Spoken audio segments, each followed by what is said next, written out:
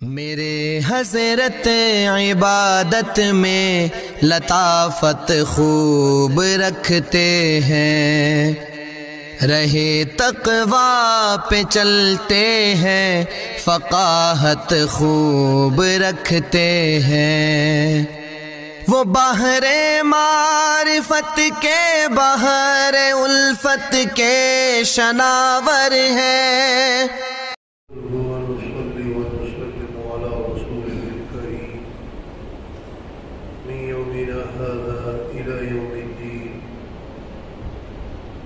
أما بعد فأعوذ بالله من الشيطان الرجيم بسم الله الرحمن الرحيم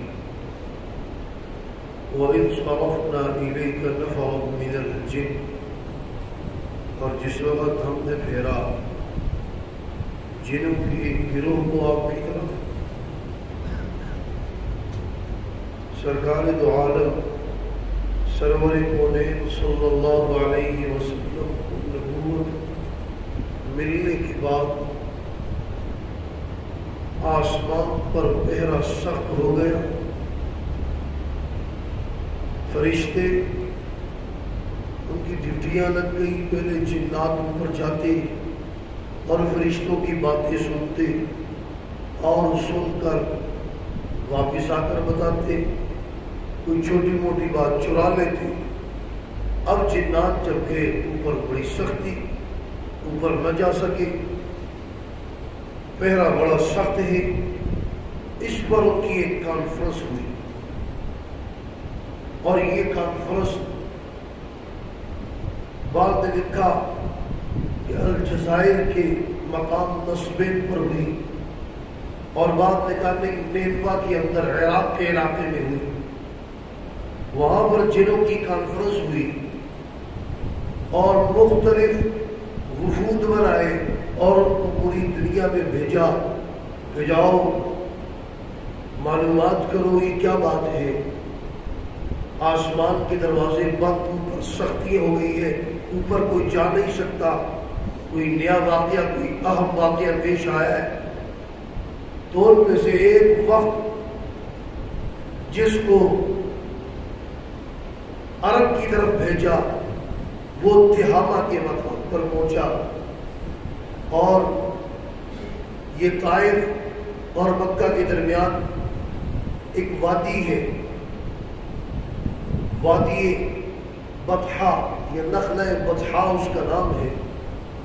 وہاں پر سرکار دو عالم سرور کونین صلی اللہ علیہ وسلم اور آپ کے ساتھ آپ کے چند ساتھی حضرت عبداللہ بن مسعود رضی اللہ تعالی عنہ، اس طرح حضرت بلال رضی اللہ تعالی عنہ، حضرت زید بن حارثہ رضی اللہ عنہ، یہ آپ کے ساتھ تھے۔ آپ تبلیغ کے سلسلے میں گئے۔ اس وقت تک 5 نمازیں فرض نہیں ہوئی تھی، صبح و شام کی 2 نمازیں تھیں۔ فجر میں آپ تلاوت کر رہے تھے کہ وہ وفد وہاں پہنچا اور آپ تلاوت کر رہے تھے۔ انہوں نے کہا خاموش ہو جاؤ، یستمعون القرآن، قرآن سننے لگے۔ فلما حضروه، جب وہ اس وقت وہاں حاضر ہوئے، قالوا، کہا ہم سے تو خاموش ہو جاؤ۔ اب وہ جو جنات تھے اس گروہ کے اندر ان میں سے مفسرین نے 5 کے نام ذکر کیے۔ ایک کا نام تھا منشی، دوسرے کا نام تھا ناشی، تیسرے کا نام تھا مناصین، چوتھے کا نام تھا ماضر، اور ایک 5واں تھا۔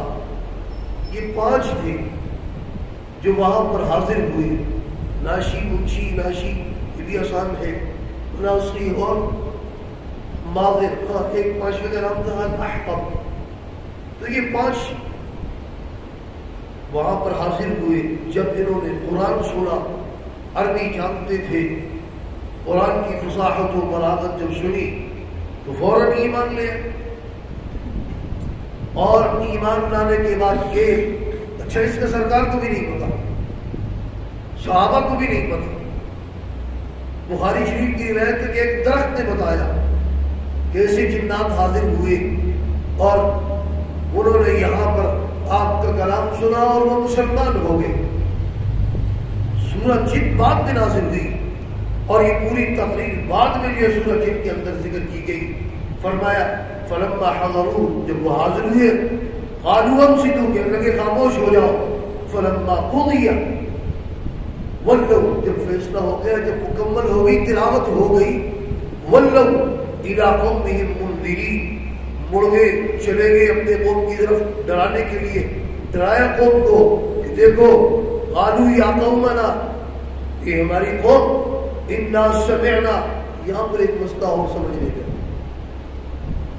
یہ جو جنات آئے تھے کیا یہ صحابی ہے یا نہیں؟ مفسرین فرماتے ہیں، ایک طبقہ فرماتا ہے یہ صحابی ہے، دوسرے فرماتے ہیں یہ صحابی نہیں. وہ کہتے ہیں صحابی اس لیے نہیں، جنات کو سرکار نے تو دیکھا نہیں. اور دوسرا طبقہ فرماتے ہیں جمہور کا نہیں، یہ صحابی ہے، کیونکہ صحابی ہونے کے لیے شرط یہ ہے کہ ایمان کی حالت میں وہ سرکار کو دیکھے اور اسی حالت میں اس کا انتقال ہو. تو انہوں نے تو دیکھا ہے نا، اس لیے کیا ہے کہ ہماری قوم انا سمعنا. یہاں پر ایک مسئلہ اور سمجھنے کا، یہ جو جنات آئے تھے کیا یہ صحابی ہے یا نہیں؟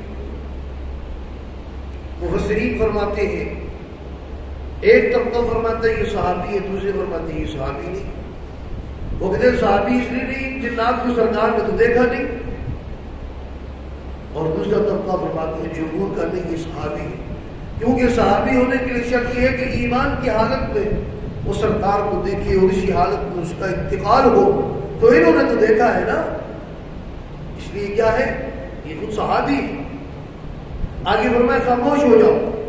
اصول بھی یہی ہے کہ جب قرآن کریم پڑھا جائے آدمی خاموش ہو. نماز کے اندر تو فرض واجب ہے خاموش ہونا، نماز کے علاوہ بھی آدمی خاموش رہے. اگر ایک آدمی بھی تلاوت کر رہا ہے اونچی آواز سے تو اس کو سننا چاہیے. اگر نماز ہو رہی ہے، ذکر ہو رہا ہے، کسی اور کام میں مشغول ہے، وہاں پر اونچی آواز سے پڑھنے والا پھر گنہگار ہوتا ہے. اونچا نہ پڑھے، لوگ اپنے کاموں میں لگے وہ آہستہ پڑھے. تو فرمایا فلما قضی ولوا الی قومہم منذرین قالوا یا قومنا، یہ ہماری قوم کہا انہوں نے، اے ہماری قوم، انا سمعنا کتابا انزل من بعد موسیٰ، ہم نے سنی ہے کتاب جو نازل ہوئی ہے موسیٰ علیہ السلام کے بعد. اب سوال یہ، موسیٰ علیہ السلام تو پہلے تھے، تورات پہلے تھی، عیسیٰ علیہ السلام بعد میں آئے، ان کے بعد کتاب اور انجیل آئی موسیٰ علیہ السلام کے بعد. اب انہوں نے یہ کیوں کہا کہ انزل من بعد موسیٰ، موسیٰ علیہ السلام کے بعد ایک کتاب نازل ہوئی ہے، عیسیٰ علیہ السلام کا تذکرہ نہیں، انجیل کا تذکرہ نہیں، اور قرآن نے بھی ایسے ہی اس کا ذکر کر دیا جیسے انہوں نے کہا، اس پر رد بھی کوئی نہیں. مفسرین فرماتے ہیں اس لیے فرمایا، ایک تو وجہ یہ بتائی کہ یہ یہودی تھے، جو یہودی تھے اور موسیٰ علیہ السلام کو مانتے تھے اور ان کا ایمان تورات پر تھا.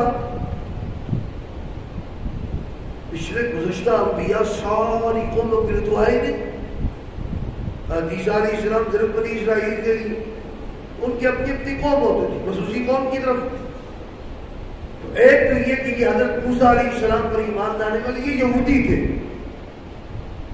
اور دوسرا قول یہ کہ عیسائی تھے لیکن انہوں نے موسیٰ علیہ السلام کا تذکرہ اس لیے کیا کہ جو تورات ہے یہ اصل تورات ہے، اور انجیل یہ تورات کا ضمیمہ ہے، اصل تورات ہے کتاب، اس لیے ذکر کیا. تو فرمایا مصدقا لما بین یدیہ، اور وہ تصدیق کرنے والی ہے اس کی جو اس کے آگے اس سے پہلے جو کتابیں آئی ہیں، تورات، زبور، انجیل. یہدی الی الحق، اور ہدایت دیتی ہے، رہنمائی کرتی ہے حق کی طرف، وَإِلَىٰ صِرَاطٍ مُسْتَقِيمٍ، اور سیدھے راستے کی طرف. یا قومنا، اے ہماری قوم، عجیبو، قبول کرو، مانو، داعی اللہ، سرکار کو داعی اللہ قرآن نے کہا.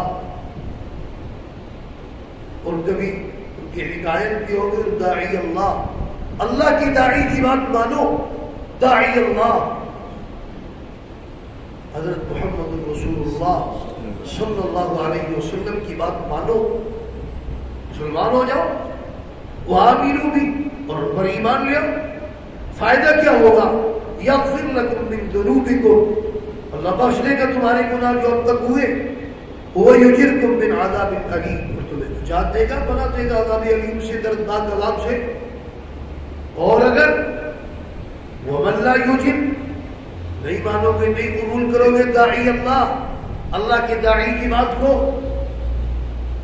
اگر نہیں قبول کرو گے، نہیں مانو گے، فَلَيْسَ بِمُعْجِزٍ فِي الْأَرْضِ، تم زمین کے اندر ان کو عاجز نہیں کر سکتے۔ اور دوسری بات یہ وَلَيْسَ لَهُ مِن دُونِهِ أَوْلِيَاءُ، اس کے سوا، اللہ کے سوا کوئی کارساز بھی نہیں، کوئی حاجت روا نہیں، کوئی مشکل کشا نہیں، کوئی فریاد رس نہیں، کوئی دستگیر نہیں، کوئی مقدم نہیں، کوئی نہیں، کوئی نافع نہیں، کوئی غالب نہیں، نہ تم اس کو عاجز کر سکتے ہو۔ فرمایا اولئک فی ضلال مبین، جو داعی کی بات کو مانے وہ کامیاب، اور جو داعی صلی اللہ علیہ وسلم کی بات کو، داعی اعظم صلی اللہ علیہ وسلم کی بات کو نہیں مانے، وہ کیا ہے؟ کھلی گمراہی کے اندر ہے۔ یہ جنوں کی تقریر تھی جس کا ذکر سورہ احقاف میں ہے۔ اللہ تبارک و تعالی ہمیں قرآن و سنت کی تعلیمات سمجھ کر اس پر ہم سب کو عمل کرنے کی توفیق عطا فرمائے۔ وآخر دعوانا الحمدللہ رب فقیروں کی حکومت دیکھنے آؤ، فقیر ہے بے بدل کا تاج عظمت دیکھنے آؤ، بہت پیاری ہے یار مفتی نعمان کی مجلس، اگر کچھ لوگ